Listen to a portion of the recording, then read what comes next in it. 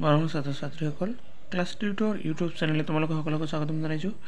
আজি মই তৃতীয় শ্ৰেণীৰ অৰ্থাৎ অসম জাতীয় বিদ্যালয়ৰ তৃতীয় শ্ৰেণীৰ অসমীয়া বিষয়টো মানে আপোন পাঠৰ পাঠ নম্বৰ 2 বাঘৰ বিয়া এইটো পাঠৰ প্ৰশ্ন উত্তৰ মই প্ৰথমৰ পৰা একেলগে বিতংভাৱে আলোচনা কৰিছোঁ।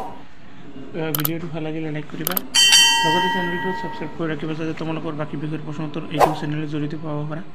এতিয়া আহা, প্ৰথমতে চোৱা শব্দৰ অৰ্থ। পুৰোহিত মানে যাজক, পদূলিক মানে মানুহৰ ঘৰলৈ সমূহ বাটৰ সমূহ ভাগ, লুংলুঙীয়া মানে গছে বনে আগচি ধৰা বাট, নৰিয়া মানে ৰোগ, গড় মানে জীৱ জন্তু আবদ্ধ কৰি ৰখা বেৰ, কোবাকবি মানে খৰখেদা, অধিবাস মানে উৎসৱৰ আগদিনা ৰাতিৰ মাংগলিক কাৰ্য, অচেতন মানে জ্বৰ বা চেতনাহীন অজ্ঞান, চিৰকাল মানে সদায়, থেৰাল মানে বিবুদ্ধি হ'ল ধৈৰ্য নোহোৱা হ'ল, ভোৰ মানে পানীত উপঙাই নিবলৈ একেলগে বান্ধি লোৱা কাঠ, ধুনীয়া মানে শুৱনি সুশ্ৰী, উপযুক্ত মানে যোগ্য, সন্মুখ মানে সন্মুখ, হেমেনা হেমেনি মানে লাজ বা অপমান বিভিন্ন হৈ মুখ ইফাল সিফাল কৰা কাৰ্য।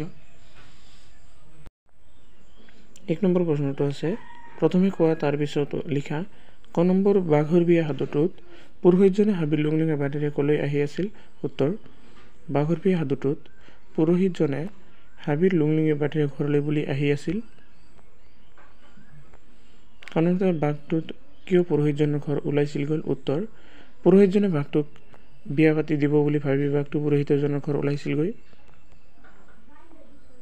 গ নম্বৰ, বাঘ আহিলে পুৰোহিত ঘৈণীয়েকক কি বুলি ক'বলৈ কৈছে? উত্তৰটো, বাঘ আহিলে পুৰোহিতে ঘৈণীয়েকক পুৰোহিতে টান নৰিয়া বুলি ক'বলৈ কৈছিল আৰু পিছতো মঙলবাৰে আহিবলৈ কৈছিল। খ নম্বৰ, পিছৰ মঙলবাৰত বাঘে পুৰোহিতৰ ঘৰলৈ কি লৈ আহিছিল?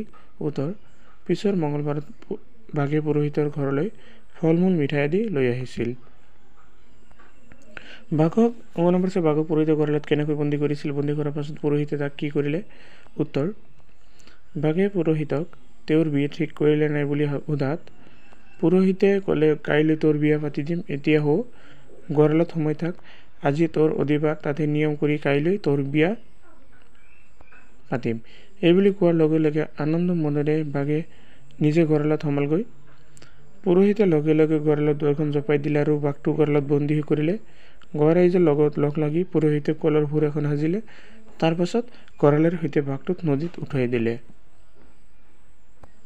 প্ৰথম নম্বৰ হৈছে, ভূৰ পানীত চলোৱা হয়। পানীত যাতায়াতৰ বাবে আৰু কি কি ব্যৱহাৰ কৰা হয়? উত্তৰটো হৈছে নাও, জাহাজ, ফেৰী আদি পানীত ব্যৱহাৰ কৰা হয়। এবাৰ 2 নম্বৰত কৈছে পঢ়া আৰু বুজা। এনেকুৱা আছে বাঘ, বাঘিনী, ঘোঁৰা, ঘোঁৰী, মখনা, মাখন্দি, হৰিণা, হৰিণী, পেহা, পেহী, ককা, কাকি, খুৰা, খুৰী, মহা, মাহী। তাৰপিছত বুজাই লিখিব দিছে, পিছৰ আগৰ, টান সহজ, আনন্দ বেদনা, ধুনীয়া কুৎসিত, সুখেৰে দুখেৰে। এইটো পিছৰ আগৰ, টান সহজ, আনন্দ বেদনা, ধুনীয়া কুৎসিত, সুখেৰে দুখেৰে। 4 নম্বৰত হৈছে বুজা আৰু খাল কৰা। দুটা চৰাই যেনেকৈ চৰাইশালী, দুখন চৰণ যুগল লিখা হৈছে। দুটা গৰু গৰুহাল। বাক্য প্ৰথম নম্বৰ আছে বাক্য ৰচনা কৰা। লুংলুঙীয়া, এজন পুৰোহিতে হাবিৰ লুংলুঙীয়া বাটেৰে ঘৰলৈ গৈ আছে। উপযুক্ত, এহাল ডেকাৰা গাভৰুক উপযুক্ত সময়ত ঘৰ পাতি দিয়াকে বিয়া বোলে। উপায়হীন, পুৰোহিতে উপায়হীন গাঁৱৰ ৰাইজৰ লগত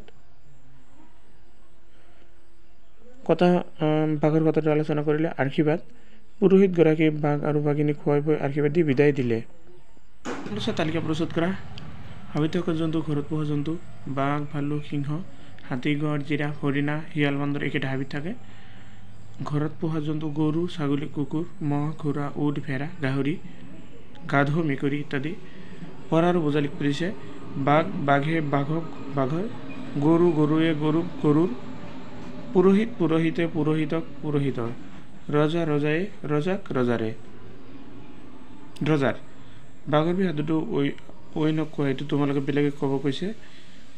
ভাবা আৰু উত্তৰ উলিওৱা। ক নম্বৰ আছে, মেকুৰী মাহী মোৰ, নহয় মই মেকুৰী, মৃগ ধৰিবলৈ বনত ফুৰো, চিকুৰী। মেকুৰীৰ দৰে দেখা যায় কিন্তু মেকুৰী নহয়, বনত হৰিণে ধৰিবলৈ ঘূৰি ফুৰে, এইটো হ'ব বাঘ। উপজিলে মাটিত, বাস কৰিলে পিছে চিৰদিন মাটিত, এইটো হ'ব কাছ, মানে কাছে জন্ম লয় মাটিত কিন্তু চিৰদিন থাকে পানীত। আজিৰ ভিডিঅ' এইখিনিলৈকে আৰু ভিডিঅ'টো চোৱাৰ বাবে সকলোকে ধন্যবাদ জনাইছোঁ।